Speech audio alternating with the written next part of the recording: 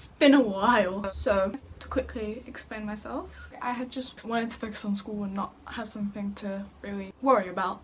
But it just happened for a bit too long. Not long enough. But I'm back. Anyway, I'm back with another video. And today, I'm doing a spoiler-free review of The Sun Is Also a Star by Nicola Yoon. Someone forget all the details and couldn't be bothered to reread it.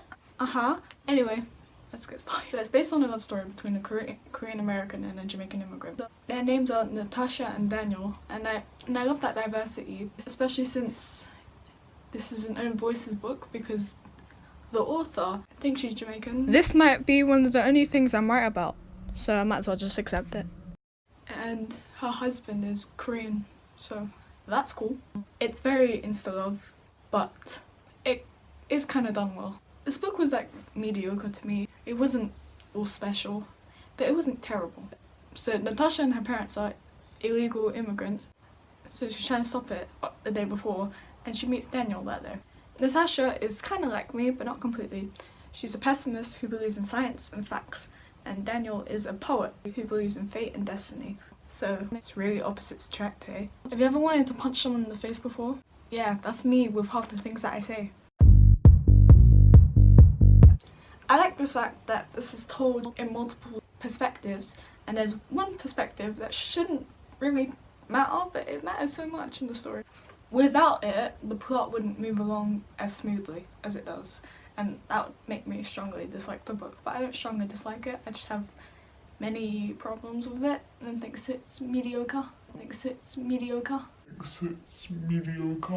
The book is very easy to read, even though some of the writing can be repetitive.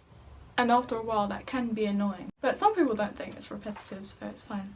I love how Natasha deals with her situation in a very realistic way, and not just like a character in a fiction story, but you can actually relate to how she'd feel. There are important issues in the story and it's very well written into. Slight suicide trigger warning, there's some mentions of suicide in this book. The format was really cool, I'll show you what I mean. Since Natasha's dad was in a play, it becomes a play format.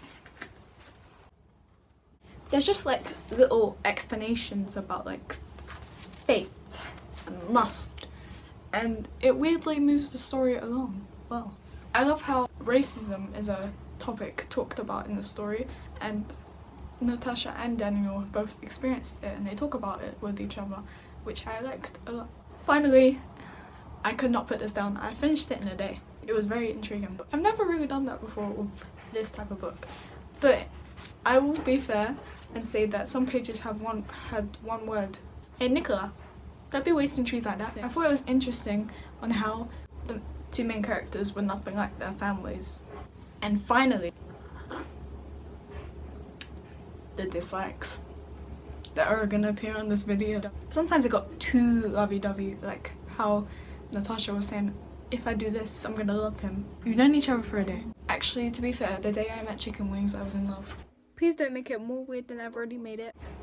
They loved each other's differences, but when they like show their personality, the other would get kind of annoying, which I found very hypocritical. They used the bad parents trope. I'm gonna say the same thing about these kinds of books that I say about Danielle Kong. Where are her parents? Daniel started to have a problem with him. He was too persistent, and it did the I cannot live up to expectations trope. I did not like the fact that he fell in love immediately, and how he was kind of creepy and cringy. That gathers up my thoughts. I'd give it about 3.5 out of 5. So it is pretty interesting. I do recommend it if you're more of a dreamer type of person. You don't have to be creepy and cringy though. Otherwise, get off my channel. But yeah, that's my opinions, and next time I'll do an in-depth review of a book. I forgot all the details and I really didn't want to reread it, so anyway, I'll see you. Actually, I don't know when. Bye.